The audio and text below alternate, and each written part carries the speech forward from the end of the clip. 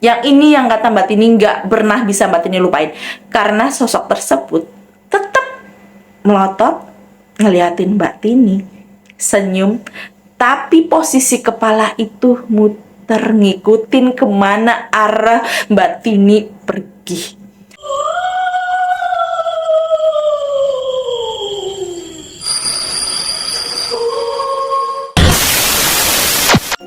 Halo, Assalamualaikum. Ketemu lagi bareng aku Sisi. Makasih banyak ya udah klik di video ini. Bagi yang sedang menonton video ini, aku doakan semoga sehat selalu, panjang umur, dan selalu diberikan rezeki yang banyak. Amin ya robbal alamin. Oke, untuk cerita kali ini aku mendapatkan kiriman cerita dari Tini dari kota Depok. Di sini Tini menceritakan tentang pengalaman dia waktu bekerja menjadi seorang office girl atau yang bantu-bantu di sebuah salon di kota Depok. Salonnya ini merupakan salah satu salon yang cukup terkenal di kota Depok. Jam buka salonnya kalau kata Tini itu dari jam 9 pagi sampai jam 9 malam.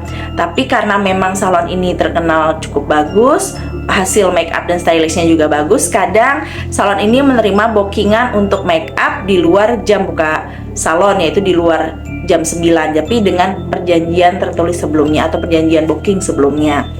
Nah, pekerjaan Tini di salon tersebut ini ya sebenarnya kayak nyiapin minum, kan ada SOP dari salonnya itu kalau nanti ada tamu yang sedang spa atau terapis yang lama, biasanya akan disediakan minuman dan juga disediakan mungkin makanan. Jadi memang sudah dapat SOP-nya seperti itu. Dan selain menyediakan minuman-minuman untuk customer, salah satu tugas dari Tini itu adalah kayak buat ngumpulin handuk-handuk untuk nyuciin atau nyediain lah semua handuk-handuk itu.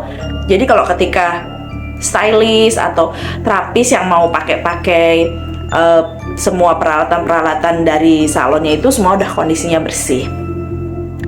Oke, singkat cerita, karena salon ini udah terkenal dengan hasil make up dan stylishnya yang bagus, jadi ketika ada acara wisuda di daerah tersebut, otomatis salon ini tuh pun termasuk salon yang mendapatkan bookingan untuk make up acara wisuda.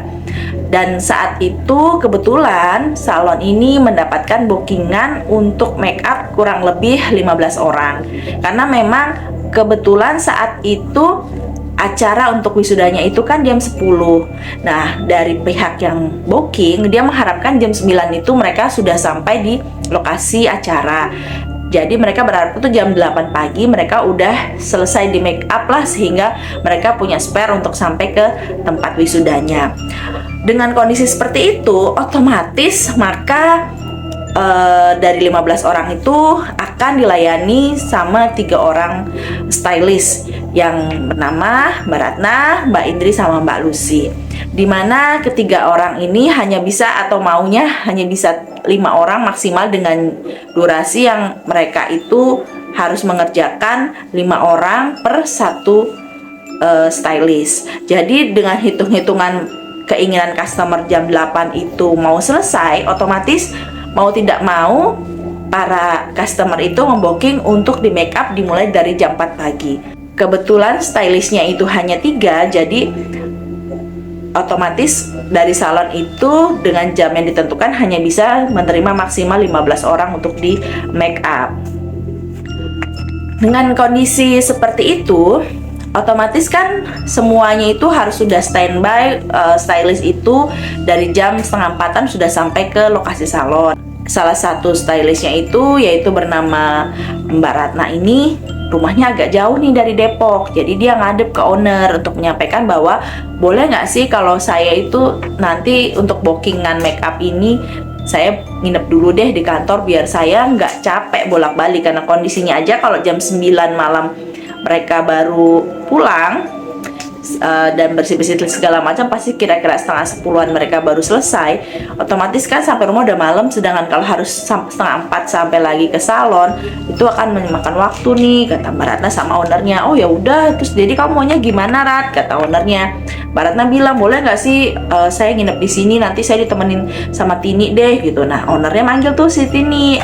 Tin, gimana kamu kira-kira kalau nemenin Ratna mau nggak gitu kan? Mendengar pertanyaan dari ownernya, otomatis ya Tini mikir, kasihan juga sih emang Mbak Ratna kalau pulang, kadang-kadang setengah 4 harus sudah sampai sini gitu kan, mereka harus nyiapin semuanya gitu. Ya udah deh, nggak apa-apa deh. Tini bilang gitu sama ownernya. Yaudah, akhirnya ketika waktu untuk make up itu tiba, Ratna terus bilang, jangan lupa ya Tin, besok itu kita mau make up, nanti kita pokoknya nginep loh ya gitu. Oke siap, kata Tini. Oke, singkat cerita akhirnya waktu untuk bookingan make up itu tiba. Tini dari rumah tuh udah nyiapin semua buat nginep lah gitu kan, untuk malam itu dia nginep. Dan malam harinya setelah saya beres-beres Tini segala macam, ya mereka akhirnya naik ke lantai 2 karena setelah kunci-kunci semuanya kan ownernya nitipin, karena biasanya untuk buka dan tutup tuh ownernya datang dulu kan ke kantor. Nah tapi karena ini saat ini Tini sama Mbak Ratna akan tidur di kantor, kok di kantor sih, di salon maksudnya, karena Ratna sama Tini mau tidur di salon, otomatis kan ownernya nitipin kuncinya itu sama Tini. Jadi ya udah, ownernya pulang, Tini semua tutup ruko, karena bentuk salon itu ruko, yaitu ruko 2 lantai, di mana lantai pertama ini untuk yang kayak potong rambut, stylist, makeup, dan lantai kedua tuh untuk yang spanya gitu. Otomatis jadi mereka 3 lantai teman-teman, jadi 3 lantai, jadi lantai ketiganya itu masih ada untuk menaruh kayak perlengkapan dan juga beberapa perawatan seperti yang kayak perawatan spa juga. Apa tuh bahasanya kalau perawatan muka, apa tuh, facial, ya Allah, jarum jadi perawatan facial juga. Jadi karena salon itu lumayan rame gitu kan, jadi 3 lantai itu yang satu khusus untuk perawatan rambut atau make up aja. Kalau lantai 2 itu biasanya diperuntukkan untuk perawatan spa, tapi kalau di lantai 3 itu memang diperuntukkan sebenarnya buat yang muslimah. Jadi memang di sana di lantai 3 itu ada yang buat potong rambutnya, ada juga yang buat spanya. Jadi kayak nggak akan keganggu gitu untuk di lantai 3 buat yang khusus muslimah, kata Tini. Jadi 1, 2, 3, tapi 3-nya itu tidak bisa dimasuki oleh cowok. Nah, akhirnya malam hari itu Tini sama Mbak Ratna itu tidur di lantai 2 di tempat yang biasa buat perawatan spa. Jadi mereka tidur kan ada kasur biasanya di situ. Jadi Tini sama Mbak Ratna tuh ngobrol-ngobrol dulu sebelum tidur, tapi mereka tuh udah ceritanya nyetel waker yaitu sekitar jam 3-an lah mereka harus bangun, karena takutnya kebablasan 3:30 yang udah pada datang ternyata nunggu di luar ruko gitu kan. Saya cerita nggak terasa, tahu-tahu Tini sama Mbak Ratna ngobrol-ngobrol dan akhirnya ketiduran. Sekitar pukul jam 2 itu Tini tuh kayak ngedenger ada suara air dari kamar mandi gitu kan. Dia ingat, dia cek di jam 2 ini Mbak Ratna udah bangun aja, udah mandi gitu kan. Ya udahlah, mungkin aku sebentar lagi juga lah siap-siap mau bangun nih. Nah ketika Tini membalikan badan, tiba-tiba dia ngeliat ada Mbak Ratna tuh lagi tidur. Terus dia jadi mikir dong, ini Mbak Ratna ada di sini. Terus yang tadi suara itu berarti siapa gitu? Siapa yang lagi mandi? Langsung Tini itu kan bawa jaket kan, jaketnya ditutupin tuh ke mukanya gitu kan, dia biar nggak mau ngedenger itu sambil baca-baca doa. Terus lagi masih gemeteran kayak gitu, tiba-tiba Tini denger ada yang buka pintu kamar mandi itu. Karena kan ini malam, gak ada apa-apa, pasti kayak suara-suara itu kan kedengaran jelas banget. Pas dia buka, Tini tuh langsung kayak dedek banget, terus dia kayak baca-baca doa segala macem kan. Dia, ya Allah jangan ganggu gitu kan. Ini ya ampun, ini Mbak Ratna tuh kok nggak bangun sih, mbak gitu kan. Tini tuh sambil nyelimutin, sambil kayak teriak-teriak manggil, mbak bangun mbak gitu kan. Tapi ternyata Mbak Ratna tuh kayak nggak bangun-bangun. Sedang takut-takut kayak gitu, Tini merasa ada yang manggil, Tin, aduh kok dia tahu nama aku, Tin, bangun yuk, temenin aku ke dapur. Nangis Tini di situ. Ya Allah jangan ganggu, aku di sini cuma sebentar, aku cuma mau nginep doang karena mau ada kerjaan, jangan ganggu. Tiba-tiba suara itu dibarengi dengan tepokan di punggung Tini. Tin, apa-apaan sih, bangun, ini aku Ratna nih loh. Tin, kenapa sih kamu, Tin? Seketika Tini nengok, dan itu ternyata beneran Mbak Ratna. Setan! Apaan sih, Tin? Main teriak-teriak aja. Setan apaan sih? Orang malam-malam loh, Tin. Ini Mbak Ratna. Iya, Kenapa sih Tin gitu? Tini langsung nengok arah kasur itu. Kasur itu kosong teman-teman. Tini bilang, Mbak, tadi tuh ada yang tidur di situ. Aku lihat Mbak Ratna. Makanya aku pikir yang di kamar mandi itu setan, Mbak. Ini Mbak Ratna yang bener yang mana? Ini atau yang tadi? Gitu. Apaan sih Tin? Udah malam-malam nih, nggak lucu tahu gitu kan? Beneran Mbak, aku tadi lihat. Yaudah yaudah mending kita keluar aja gitu. Iya ya Mbak ya. Akhirnya Tini sama Mbak Ratna buru-buru turun dari lantai 2 gitu kan. Mereka langsung bikin minum sama ya bikin sarapan buat mereka berdua, karena mereka mikirnya udahlah mending gak usah mikirin, nggak ada apa-apa gitu kan, toh nggak ada penampakan, nggak ada apa, ya udah mereka makan. Nah di sana di lantai 1 kan kebetulan ada TV, jadi mereka makan di lantai 1.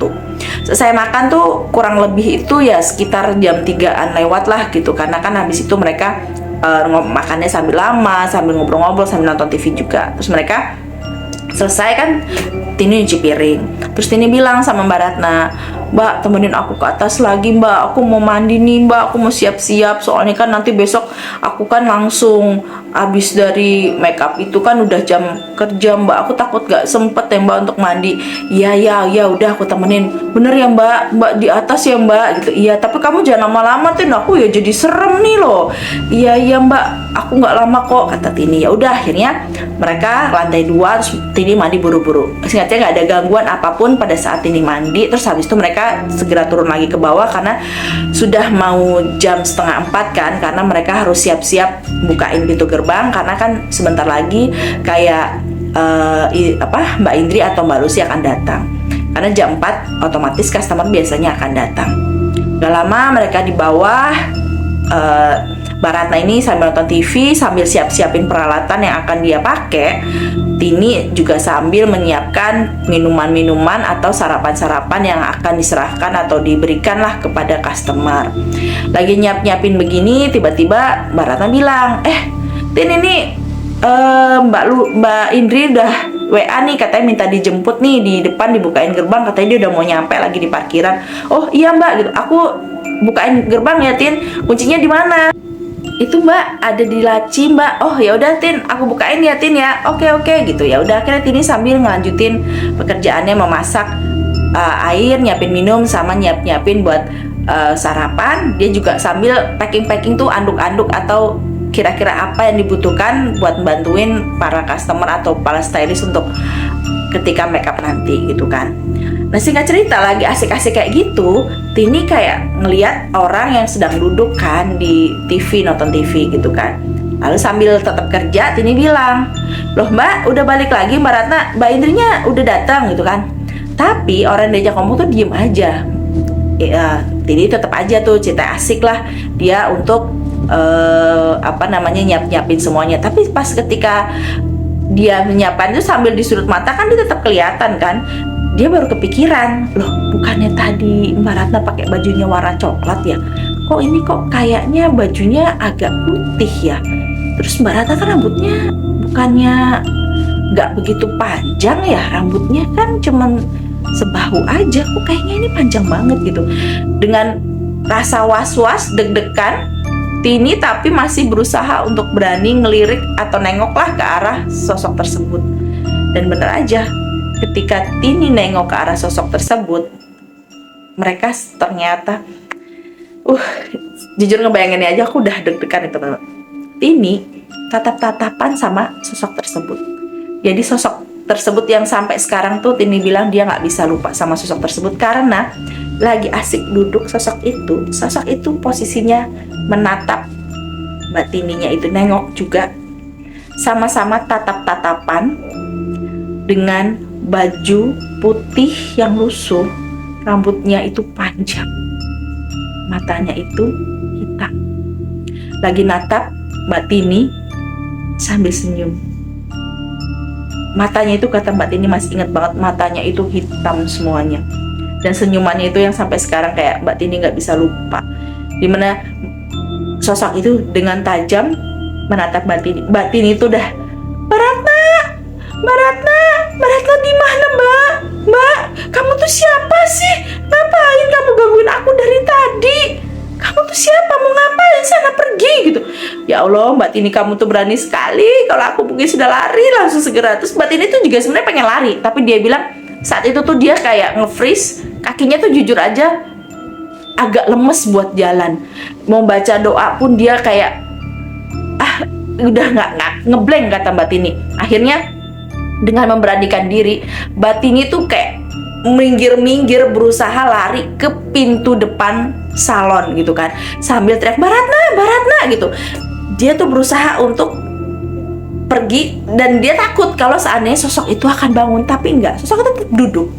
Mbak Tini berusaha lari kan melewati sosok itu, tapi tahu nggak kalian apa? Yang ini yang kata Mbak Tini nggak pernah bisa Mbak Tini lupain, karena sosok tersebut tetap melotot ngeliatin Mbak Tini, senyum, tapi posisi kepala itu muter ngikutin kemana arah Mbak Tini pergi. Lari dia semua. Itu yang sampai jadi kepala dari sosok tersebut tuh mutar 180 derajat. Mbak Tini keluar dari ruko, dia teriak-teriak malam-malam, Mbak Ratna, Mbak Ratna. Dia, tapi yang untung kata Mbak Tini saat itu dia benar-benar kepikiran untuk lari ke pos security komplek ruko tersebut. Dan ternyata kalian tahu, sampai sana Mbak Ratna Tini itu ngelihat Mbak Ratna sama Mbak Indri juga lagi ada di pos satpam tersebut. Otomatis tuh langsung Tini kan marah-marah, Mbak Ratna kok ada di sini sih Mbak aku panggil-panggil Mbak. Tin, kamu lihat Tin? Iya dong Mbak, aku lihat Mbak Ratna juga lihat gitu. Iya Tin, aku tuh tadi abis jemput Indri, aku mau masuk ke dalam, tapi aku ngeliat ada sosok itu duduk lagi ngeliatin kamu Tin. Aku tuh nelponin kamu, aku ya juga takut sama Indri mau masuk, takut dia juga tiba-tiba nengok ke arah aku, kata Mbak Ratna.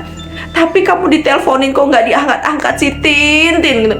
Mbak, aku kan HP-nya di atas Mbak, aku kan nggak bawa Mbak, kata Tini.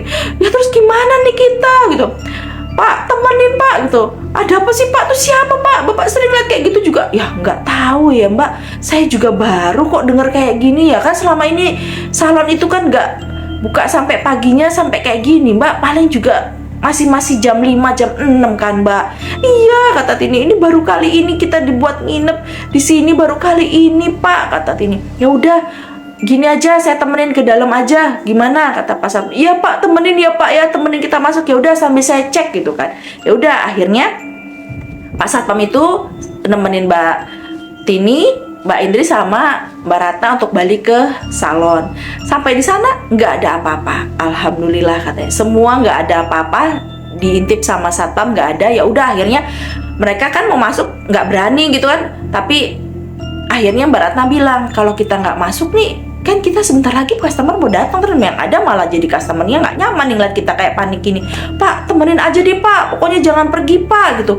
Dan alhamdulillahnya nggak lama kemudian Mbak Lucy juga datang. Akhirnya mereka udah agak banyakan dan udah agak berani kan. Pak satpamnya itu dibilang, Pak pokoknya nggak mau Pak, tungguin ya Pak. Oke, kata satpamnya. Udah, sama Mbak Tini satpamnya dikasih sarapan sama kopi gitu kan, sogokan biar nggak pergi kemana-mana. Kata satpamnya, ya siap boleh lah, ini ada sarapannya ya, boleh lah ini saya temenin dulu. Ya udah, akhirnya sambil semua beres-beres, akhirnya Pak Satpam nungguin, gak lama kemudian customer datang, mereka melakukan aktivitas stylist dan makeup seperti biasa.